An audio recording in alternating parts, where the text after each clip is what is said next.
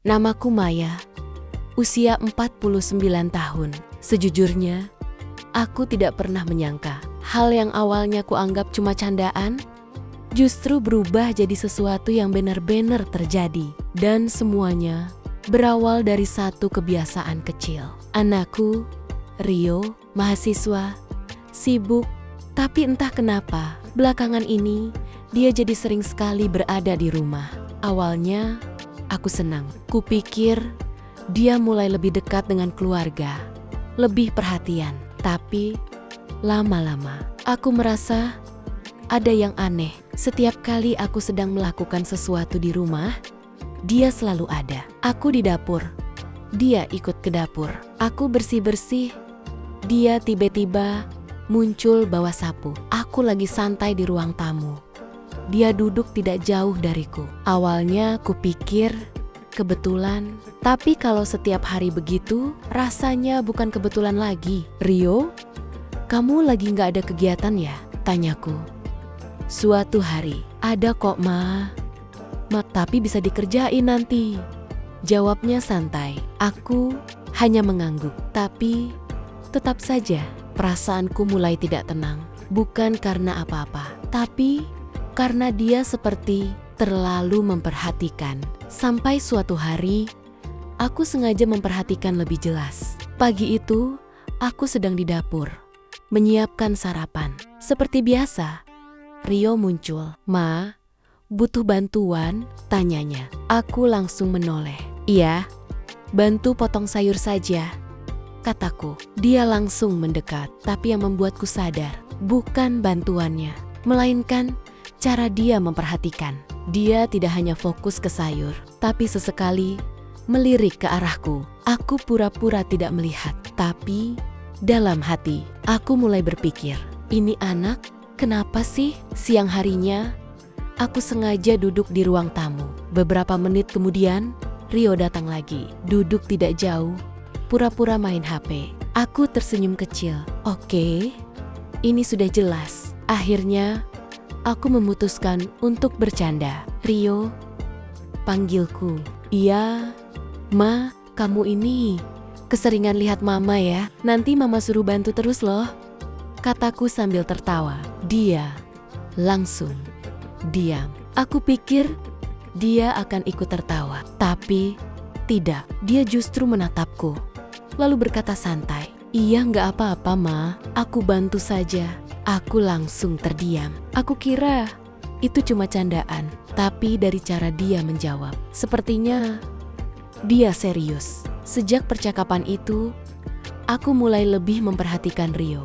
Dan benar saja, dia benar-benar menepati ucapannya. Setiap kali aku melakukan sesuatu, dia selalu muncul lebih cepat dari biasanya. Aku belum sempat minta, dia sudah menawarkan bantuan. Ma, ini biar aku saja, katanya saat aku mau mengangkat galon. Aku langsung menoleh. Loh, kamu dari mana tiba-tiba? Tadi di kamar. Dengar mama buka pintu, jawabnya santai. Aku mengernyit. Dengar dari kamar, rumah ini tidak kecil, tapi aku tidak terlalu memikirkan. Mungkin kebetulan saja, tapi kejadian seperti itu terus berulang. Aku di dapur, dia datang. Aku di halaman, dia ikut. Bahkan saat aku hanya duduk sebentar, dia tetap muncul. Sampai akhirnya, aku benar-benar penasaran. Sore itu, aku sengaja mengetes. Aku pergi ke dapur tanpa suara. Tidak lama, Rio muncul. Ma, lagi apa? Tanyanya. Aku langsung menatapnya. Rio, jujur sama mama, kamu ini kenapa sih? Tanyaku. Dia terlihat kaget. Kenapa apanya ma? Kamu dari tadi kayak ngikutin mama terus, kataku. Dia langsung tertawa kecil. Enggak kok, ma. Kebetulan saja. Aku menghela napas. Ini sudah bukan kebetulan.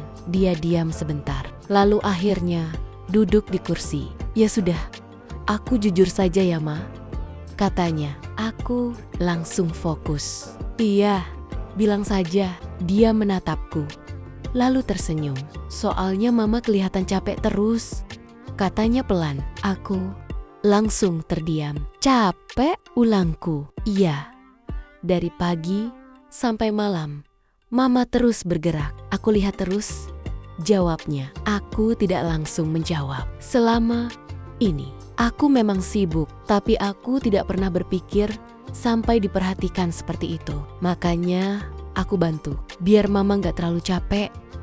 Lanjutnya, aku menunduk sebentar. Perasaanku berubah. Dari yang tadi curiga, jadi agak malu sendiri. Ternyata selama ini bukan hal aneh. Bukan juga sesuatu yang perlu dipikirkan berlebihan. Dia hanya tadi peduli. Tapi tetap saja ada satu hal yang membuatku heran. Terus, kenapa kamu selalu tahu Mama lagi di mana? Tanyaku. Dia tersenyum lagi. Soalnya Mama selalu kelihatan dari mana-mana. Jawabnya santai. Aku langsung mengangkat alis. Maksudnya dia menunjuk ke arah sudut rumah. Dari situ kelihatan dapur. Dari sini kelihatan ruang tamu. Aku cuma perhatiin saja, katanya. Aku langsung menghela napas. Ternyata sesederhana itu. Aku yang terlalu berpikir jauh. Aku tersenyum kecil. Jadi selama ini kamu cuma memperhatikan Mama? Tanyaku. Dia mengangguk. Iya. Mama itu gak pernah berhenti. Aku kasihan. Jawabnya jujur. Aku tidak bisa menahan senyum. Tapi dalam hati, aku merasa hangat. Sejak hari itu, aku mulai melihat semuanya dengan cara yang berbeda. Rio tetap sama. Masih sering muncul tiba-tiba.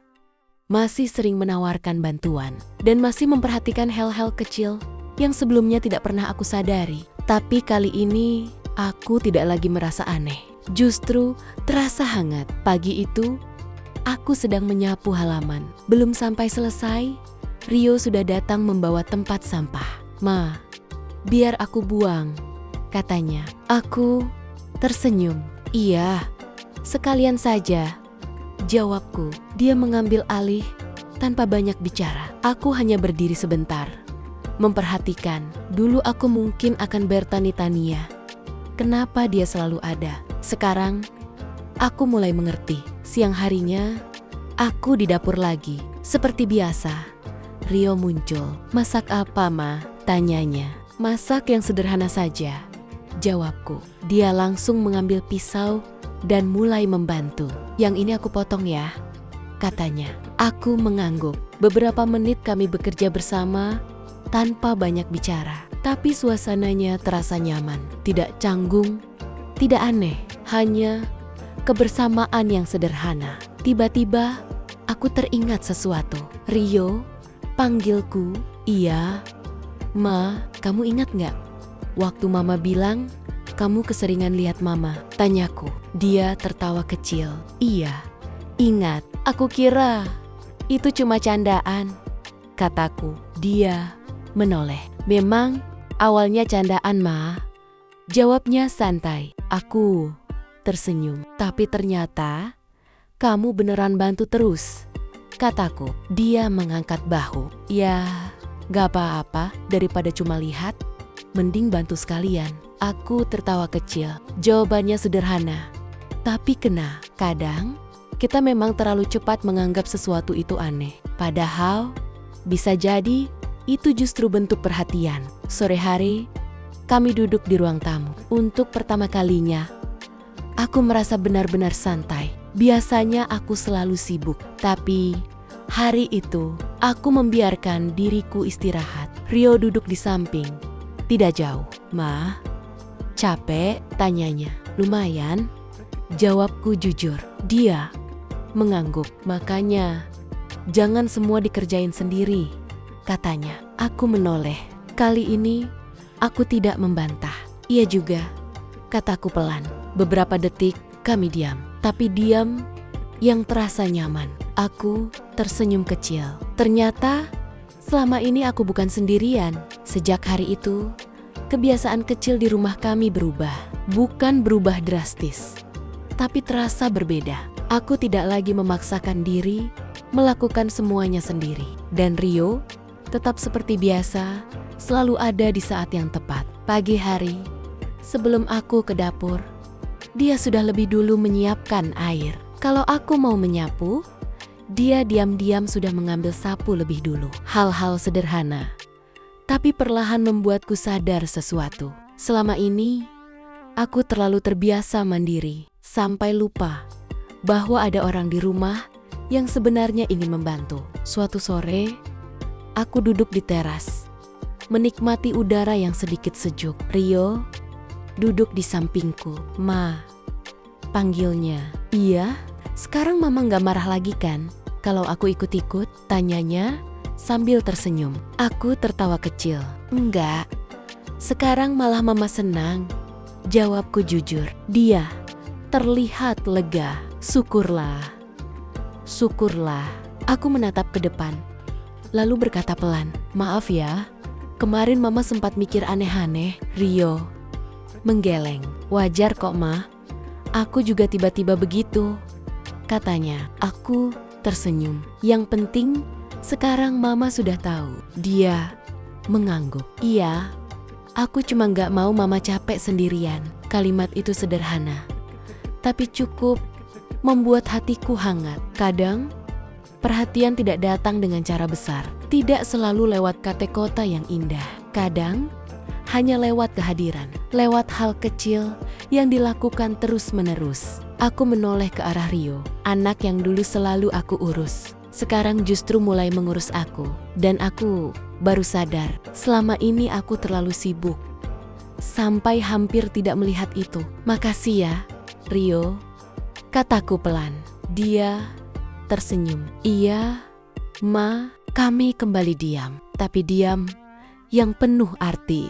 Hari itu, aku benar-benar paham satu hal. Apa yang awalnya kupikir aneh, ternyata hanya bentuk perhatian yang tulus. Dan candaan yang dulu kuucapkan, justru jadi kenyataan yang indah. Akhir cerita dan pesan moral yang dapat kita ambil dari kisah ini: jangan terlalu cepat menilai sesuatu dari sudut pandang sendiri. Kadang, hal yang kita anggap aneh justru adalah bentuk perhatian yang paling tulus dari orang terdekat kita.